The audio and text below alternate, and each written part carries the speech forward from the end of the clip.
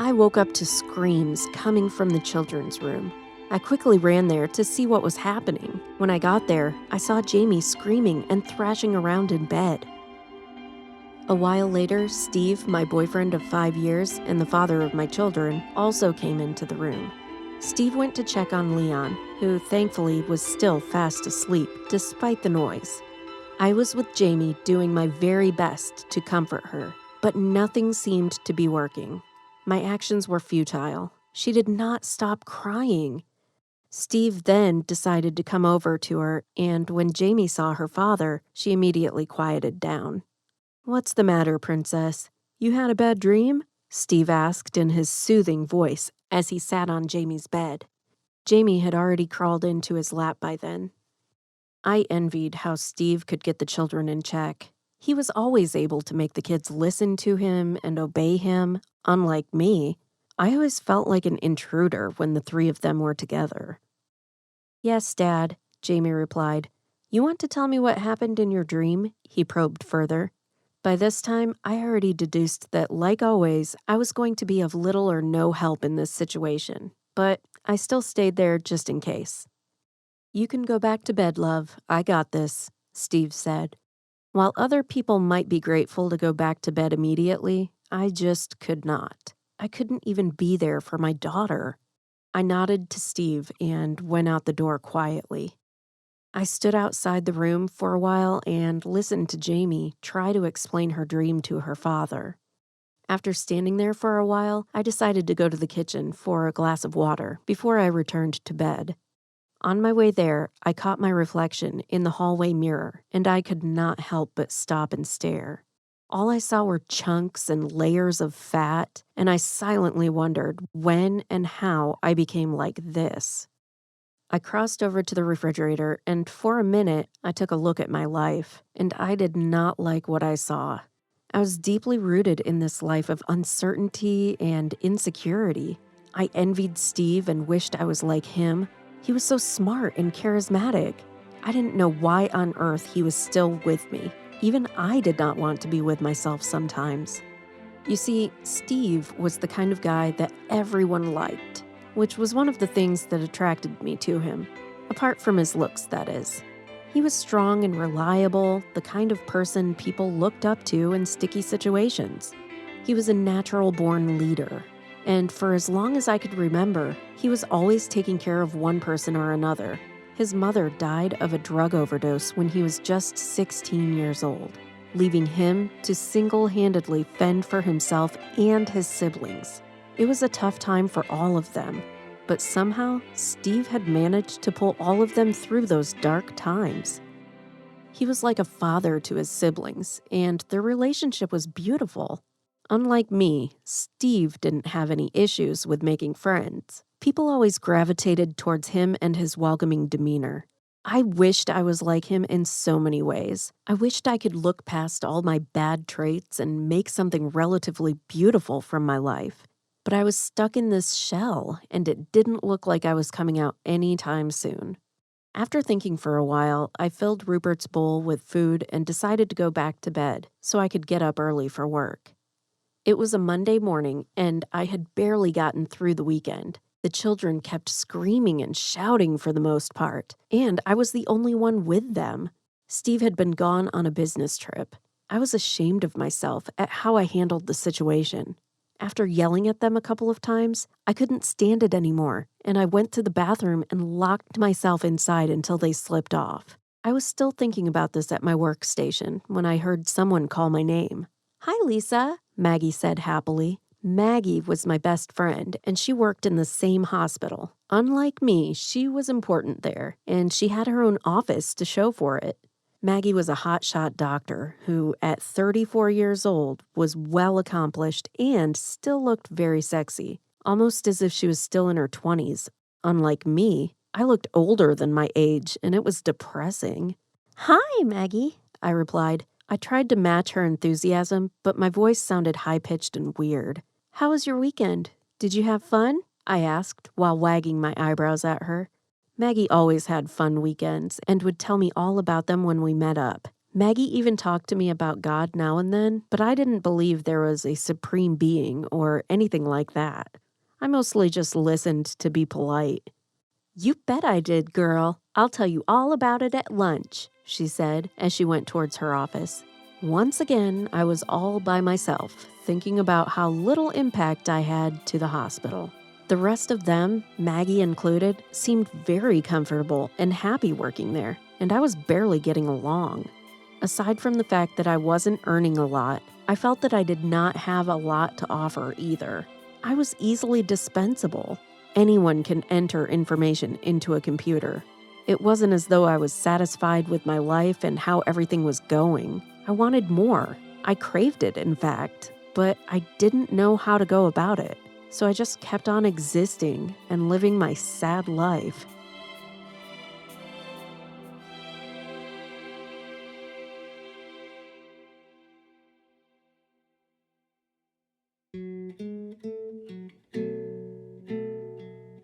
Chapter 2. Lisa's Actions and Thoughts. It was the 15th, and I was cringing internally. My parents were coming back to town soon, and we were to have dinner together in celebration of their 25th anniversary. Apart from having to shop for a dinner-worthy dress and doing something with my hair, I also had to endure nearly 3 hours with my parents over dinner. And the thought of that was not pleasant. Neither of them, especially my mother, could hide how disappointed they were in me, and it showed. For as long as I can remember, shopping was like torture to me. I stuck to a regular pattern of jeans and t-shirts, but I had to make an effort on this day. I decided on a whim to ask Maggie to go along shopping with me. I could rely on her expertise, and we could also hang out and talk for a while. I quickly sent her a text asking if she was free at the moment, and she replied in the negative, but assured me that she could come as soon as she was free.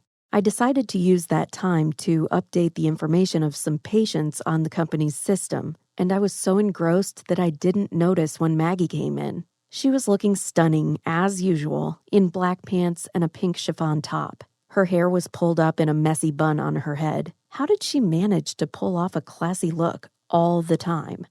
"Hello, beautiful," she said. Maggie always called me beautiful, but even I knew I was not beautiful in any way. I was just bland. However, I had learned to accept the compliment regardless, so as not to offend her. "Hello yourself," I replied, shooting her a smile. "How are you doing today?" "I'm perfect." "You wanted to see me?" she asked. "Yes, I need your help, Maggie," I replied. "My parents are coming to town, and we're to have dinner together. I need help picking out a dress. I need your expertise." She already had a huge smile on her face. For as long as I can remember, she was always intent on giving me a makeover and helping me change my wardrobe. "I thought you would never ask," she said with her smile still intact. "When do you want to go shopping?" "Tomorrow, if you can. The dinner is on Sunday," I replied. "No problem. Call me. We are going to have so much fun," she said in a sing-song as she walked back to her office. It was Sunday, and Steve and I went to the restaurant to meet up with my parents. We left the children with a babysitter. Steve drove. He knew how I felt about driving. I was a very slow driver and usually felt stifled behind the wheel. More often than not, other drivers yell at me to get off the road. We got there in record time, and despite having cross-checked my outfit with Maggie earlier that evening and the compliments Steve had paid me, I felt ugly and inadequate. People like Steve had it easy. He was gorgeous, effortlessly looking like a superstar. It was not so for me. The previous day with Maggie had been a nightmare. After trying on several clothes, I could feel how frustrated Maggie was with me. I could not decide on what to pick. To pacify her, I picked the next thing she chose for me and decided to call it a day for both our sakes. I doubt if she'll ever want to go shopping with me again. As for my hair, I just let Maggie and the stylist pick out whatever they wanted and went along with it. I was already tired of the whole affair, and I just wanted it to end. We were directed to a table, and my parents were there already. I could see my mother's eye run over my body as she took mental note of my appearance, and I saw her reaction. She looked disappointed. I was more or less expecting this. For as long as I could remember, there was nothing I did that they were ever satisfied with. "Hi, Mom. Hi, Dad," I said as we got to the table. My dad stood up and hugged me, while my mom looked on at us. Steve also exchanged pleasantries with them, and we sat down at the table. "How have you been, Dave?" Steve asked my dad. Unlike me, he had no issues with starting a conversation. Before long, he and my dad were engrossed in a discussion, and I was left to talk to my mother. "Hi, Mom," I croaked out. "Hi, Lisa. How are the children?" she asked. "They're fine," I replied. "I see you've done something new with your hair," she said. Her tone portrayed disappointment, as usual, and I just nodded in reply. Thankfully, the waiter came that moment to give us the menus. This was another task for me. I could not pick out what to eat. I looked at everyone over the top of my menu as they rattled off their orders to the waiter, and soon enough, I was the only one left. I quickly looked at it one last time and ordered the first thing I saw on the list to save myself the embarrassment. I could only hope that I would like it. Dinner was a disaster, as usual. My parents kept picking on me about everything I did, and I could not wait to get out of there and just go home. The dress, which was a red number, was feeling uncomfortable, and I wanted nothing more than to just go home and change into something comfortable. Steve handled their comments graciously, as usual, and soon we were saying our goodbyes. The men went to bring the cars around, and I was left with my mother. "See you next time, Mom," I said. "Hopefully you will be more coordinated and lose some weight by then." I didn't want to say it with Steve around, but you need to. Men do not like their women looking like that. And for God's sake, do something about your hair, will you? I stood there, short of words to say, the tears desperately wanting to spill down my face. I decided to keep quiet. Then Steve pulled up and I hugged my father before we left. "Are you okay, Lisa?" Steve asked after we got on the road. "You've been quiet today."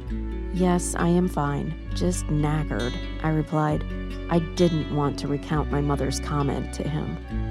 Soon after we got home and after changing out of my clothes, I just crawled into bed and wished I was someone my parents could be proud of and not such a mass of insecurities.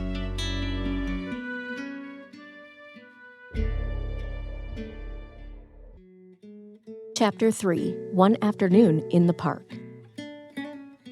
On a particularly horrible morning at home, I was getting the children ready for school. Leon didn't want to take his bath, and Jamie was intent on wearing her princess dress to school because it made her feel special.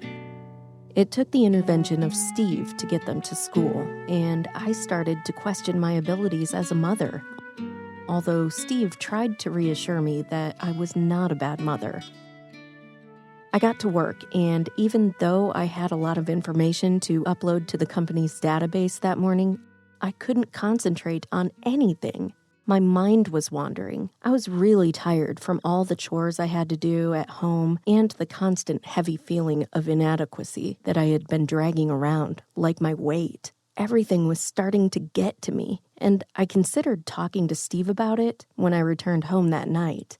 I was so engrossed in my thoughts that I didn't notice that I had deleted a very important folder from the database. Recently, the clinic merged with a smaller specialized clinic, and all information about the merger was in that folder. Unfortunately for me, it was the only copy.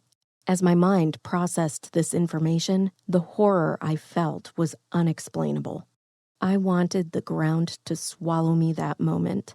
I forced myself to stand up and report the matter myself to Dr. Rhodes to avoid him finding out for himself and having everything pushed sideways. I got to his office and knocked on the door.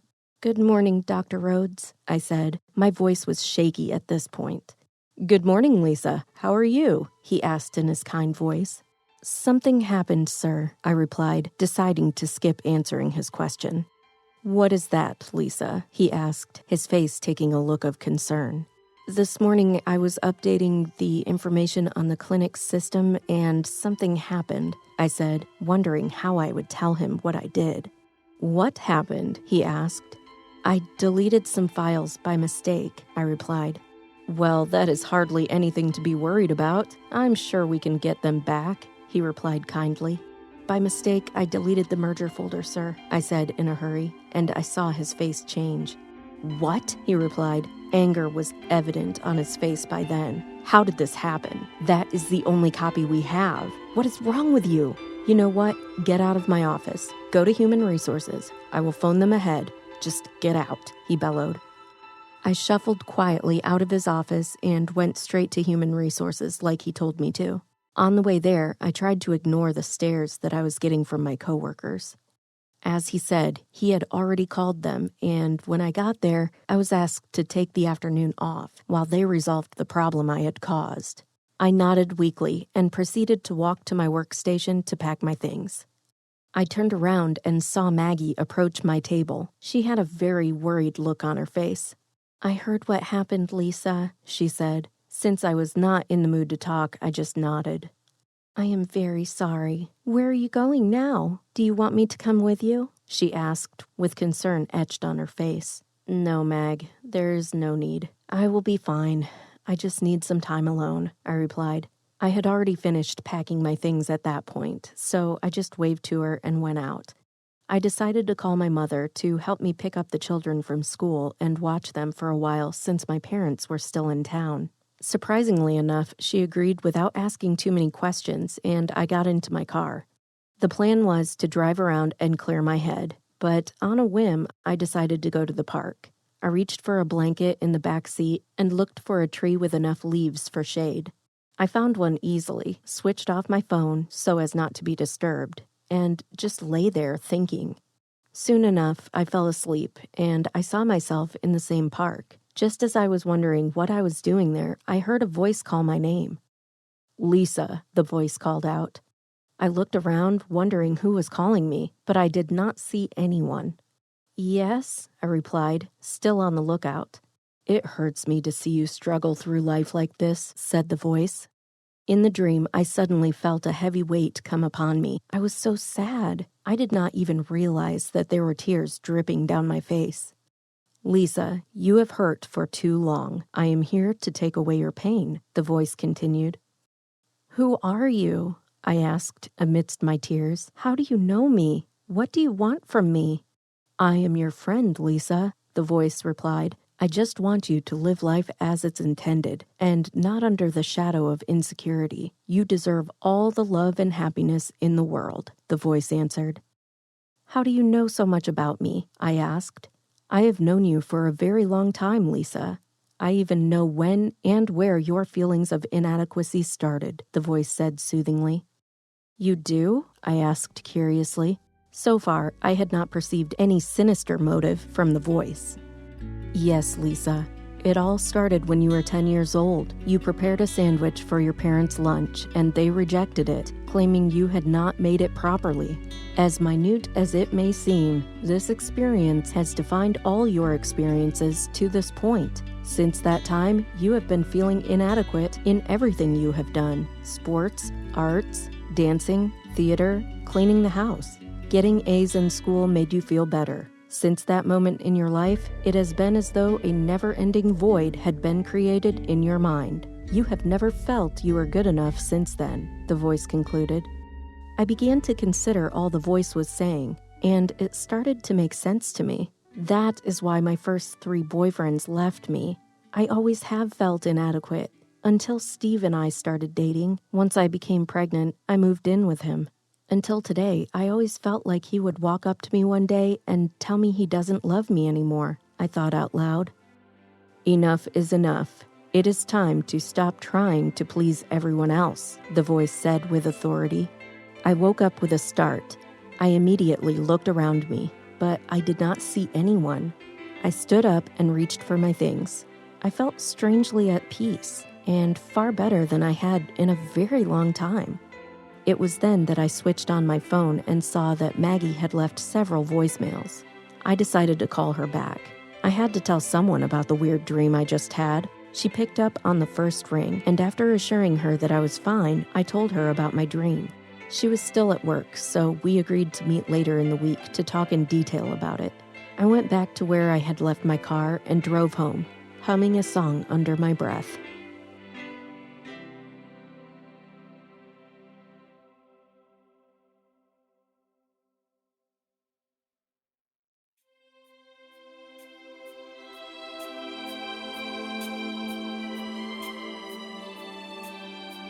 Chapter 4. The New Lisa. I drove straight home from the park, hoping that the children would still be with my mother. Upon entering the house and having confirmed that I was alone, I went to the shelves where we kept the picture albums and started thumbing through them. It was then that I realized something. Over the years, my insecurity about my appearance and inadequacy had made me relegate myself to the background, and it was very evident in every picture. From birth pictures to all the trips we had taken over the years. Steve was at the center of it all. He was the prominent one in every picture, and I looked like I wanted to vanish in the background. On a whim, I decided to check the clinic's website. I typed the address and went to the Our Team section and saw that everyone was listed, except for me. I had allowed the inadequacy to eat deep into both my relationships at home and at work. As I thought about the dream I had earlier this afternoon, I became convinced that it was indeed God talking to me in the park. I decided right there and then that I would work on my life. I was going to make some serious changes, starting with my mind and appearance. I was going to redirect my life towards God and see Him as my best friend. I took out a pen and some paper and started listing all the things I knew I needed to urgently change. And one of them was my relationship with Steve. Even after living together for up to 5 years with 2 children, we were still dating and not officially married. It was partly my fault, though. I never wanted to talk about it. However, I decided I was going to change it that night. I called my mother and asked her if the children could stay over at her place for the night. She agreed. Then I waited for Steve to come home. "Hi, Steve," I said as soon as he came through the door. I wasn't going to let myself get distracted. I had to tell him how I felt. "Hi, love. How was your day?" he asked as he dropped his bag. "It was perfect," I replied. "Where are the children?" he asked curiously. "They are at my mother's place," I told him. "I need to talk to you, Steve." "Okay, about what?" he asked curiously. "Our situation. We have been together for 5 years now. And we even have 2 children together. I know that we have talked about it many times, and my replies so far have not been encouraging, but I think I am ready. We should officially get married," I concluded. I saw his face go from surprised to pleased, and I watched as he came rushing towards me. "I thought you would never agree. I have been waiting so long to hear that," he said, with a smile on his face. "That's not all, Steve.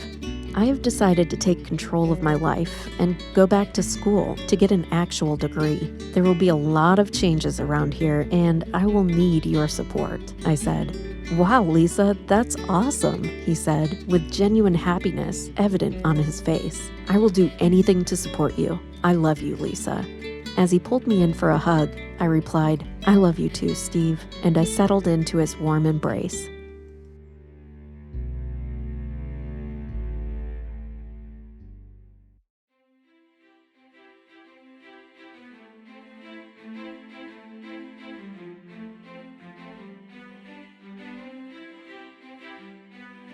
Three years later. I look back at my life in the past 3 years, especially to that day at the park where I had the dream. My life has changed a whole lot since then. At the age of 33, I can confidently say that I have everything I ever wished for. I have an awesome relationship with God, with my husband and children, with my parents, and even had friends now. Gone is the Lisa that thought she was inadequate and did not believe in herself. In her place was the new Lisa, who takes her life into her hands and makes something beautiful out of it. 3 years later, I had earned my degree in biochemistry technology. With my acknowledged thesis that I titled Alpha Skin Cells, I graduated with honors at the top of my class. My old boss, Dr. Rhodes, read about my success in a magazine and reached out to me. He offered me a job in the clinic and also pledged to pay for my PhD. Everything is different now, even at home. We moved into our own house, and the children are equally doing well. And Steve, he is the most supportive and caring man any woman could ask for. He prays with me and for me. He is always there to encourage me. He is my biggest cheerleader. I am now confident. I no longer cringe at talking to people, shopping for clothing, or making decisions. It took a long time, but I was finally able to overcome my feelings of inadequacy. I could not help but acknowledge that everything has been hinged on my relationship with God. He answers all my prayers and constantly assures me that He is there with me every step of the way. Now, as a renowned biochemistry technologist, I am very well on my way to creating a new test that reveals a unique, self-producing tissue in individuals that would help people with a weak immune system. My research is going to help a lot of people and save a lot of lives. It has even gained prominence to the extent that some of my studies were analyzed in Harvard during the summer of 2019. My life turned out for the better because one day, the voice I needed to hear spoke to me. That message came because I am loved, and that message comes to you now to tell you that you are loved, this time through my own voice.